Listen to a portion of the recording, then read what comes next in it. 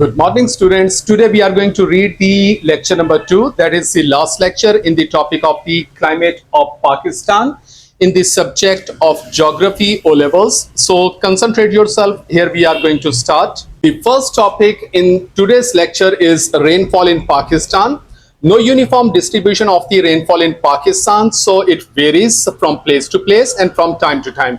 Generally, the rainfall decreases from north to south, heavy rains in northern areas, and gradually it goes on reduced towards the southern areas. About 50% of the Pakistan experience arid, 40% semi-arid, and only 10% areas of the northern Punjab and adjoining parts of the KPK experience humid areas. So this is the distribution as far as rainfall is concerned in Pakistan. Major sources of the rainfall are monsoon, that is from July to September, followed by the western depressions, that is from December to March, and lastly the thunderstorm, that is from April to June and October to November. So these are the distribution as far as the rainfall is concerned. Patterns of the monsoon is in the form of the heavy showers followed by long dry spells. So when the rains are there, these are heavy showers, and after that the long dry spell. Due to generally high temperature, more evapotranspiration than precipitation. The next thing that we are going to read is the rainfall areas. So here we are going to read in detail the rainfall areas. As with the temperature, Pakistan can be subdivided into a number of the rainfall areas based on the amount of the rainfall received by each area. The first type is the arid areas. The total annual rainfall less than 250 millimeter. Areas, a large part of the Pakistan belongs to this category, including the whole of the Sindh and the southern parts of the Punjab and Balochistan. So most of the Pakistan is lying in this area. The second type is semi-arid areas.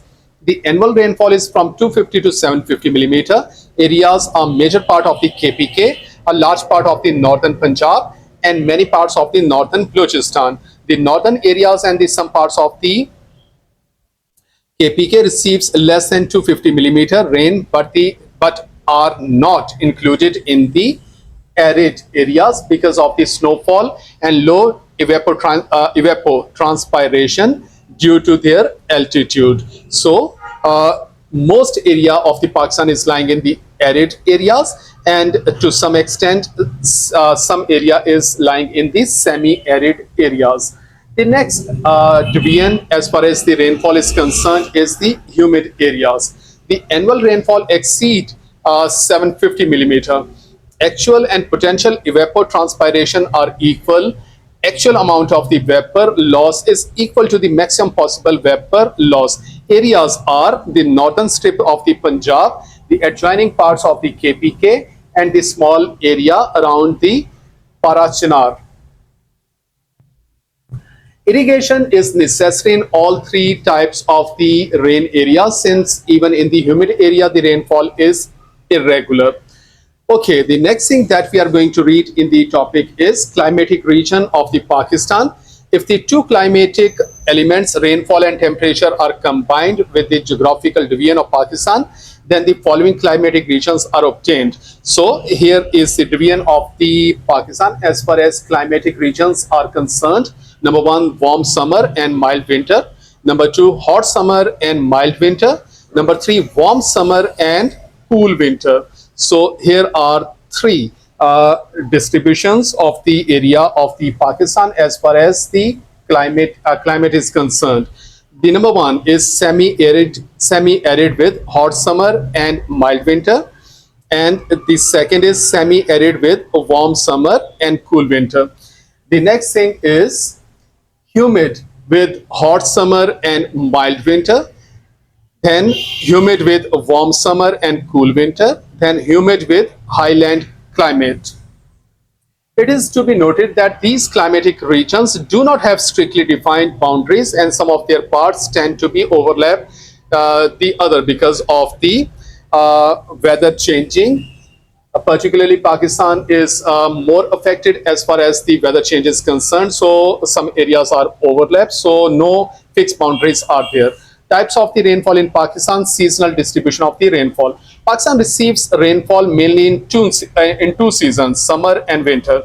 Summer monsoon brings rain in July to September, whereas the winter rain is brought by the western disturbances from December to March.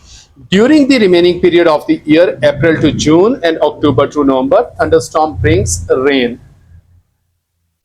These thunderstorms can also be classified as conventional currents and the relief rain.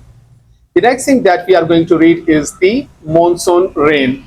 This is the most important source of the rainfall in Pakistan. So heavy showers occur during the monsoon rain. Duration is from July to September.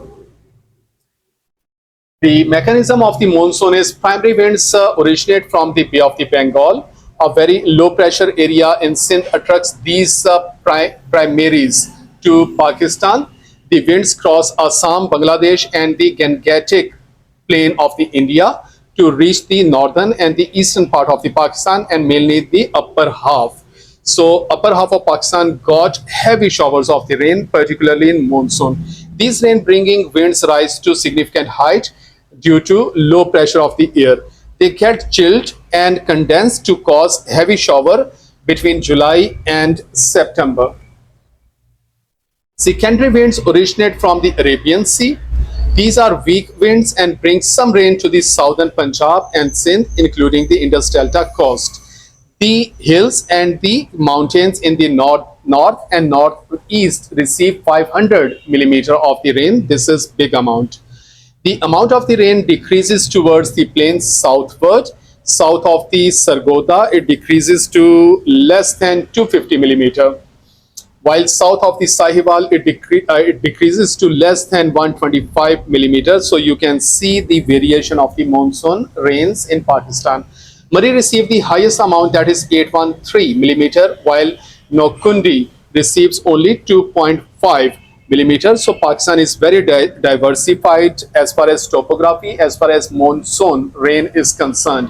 Depending on intensity, the winds penetrate westward up to Peshawar and adjoining areas of the western mountains.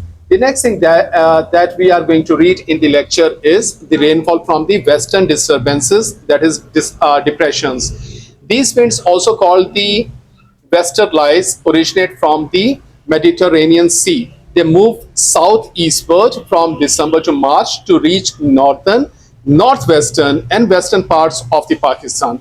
They travel long land route via Afghanistan and Iran before they reach Pakistan. So they have to cross Afghanistan and Iran first, and then they reach Pakistan. Due to the long journey over inland areas, they lose a great amount of their moisture, and as a result bring mild to moderate rain in various areas of the Pakistan. So because Afghanistan and Iran are basically dry areas, so when the air passes through these countries, most of the moisture loses. So in Pakistan, they do not cause heavy showers. Northern. Okay, in spite of this, the western part of the Western Highlands receive more rainfall from the Western Depression than any other source. Northern mountainous areas receive 250 millimeter of the rain, and the adjoining Murree, Sadhu Sharif, and Peer receive 500 millimeter of the rain from December to March.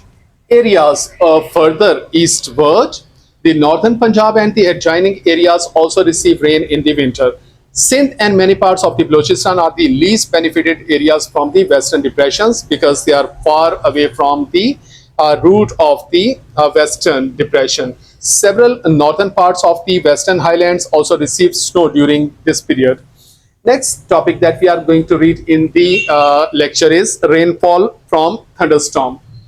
As compared to the monsoon and the western depression, thunderstorms cause the lowest amount of the rainfall in the Pakistan. So maximum rainfall is from the monsoon, and then comes the western depression, and finally the least rainfall is from the thunderstorms. There are two distinct periods of the thunderstorm, that is from April to June, called the pre-monsoon thunderstorms, and October to November, that is called post-monsoon thunderstorms. Conventional currents bring rainfall in selected parts of the Pakistan during the post-monsoon period, that is October to November. It is localized in the northern and northwestern parts of the country, while the southern areas remain deprived of this type of the rainfall. Sudden change of the temperature causes hot air to rise, get chilled, and condensed at greater altitude, and eventually rainfall occurs that is accompanied by the thunderstorm. So this is the reason of the thunderstorms, that sudden change of the temperature. When the temperature is very high, hot air got rise, get chilled at the very high altitude and condensed, and eventually rainfall occurs. Similar mechanism operates for the relief type of the rainfall in the northern parts of the Pakistan. This type of the rainfall occurs when hot and unstable air, as a result of the sudden change in the temperature, strikes a high mountain and rises up to get chilled and condense. So this is another way how thunderstorm occurs. April to June, the amount of the rainfall for the Safed Coast, Chitral, and the Murray areas is more than 125 millimeter. If the rest of the Pakistan, it is less than 50 millimeter. The next thing that we are going to read is the tropical cyclones. Tropical cyclones occur like thunderstorm during the pre-monsoon May to June, or post-monsoon, that is from October to November period. They originate from the Arabian Sea, but most of them die out before reaching the Pakistan coast because of the long route. A tropical cyclone is in the form of the sphere and the violent wind, high ocean waves, and the cyclone surge, a high sheet of the moving water. So these are the types of the tropical cyclone. Tropical cyclones cause serious damage to crops, livestock, buildings, and the communication lines in the delta region as they move to inland areas. So fortunately, Pakistan is not facing the sphere effect of the tropical cyclones. Their duration is 7 to 10 days, and gradually they lose intensity as they move away from the sea. So near to the sea, the intensity of the tropical cyclone is more, and apart from the sea areas, the intensity is low. So I hope so this will be much more easier lecture for you now to understand. So read this lecture again, understand it, learn it, and make your notes. Thank you so much.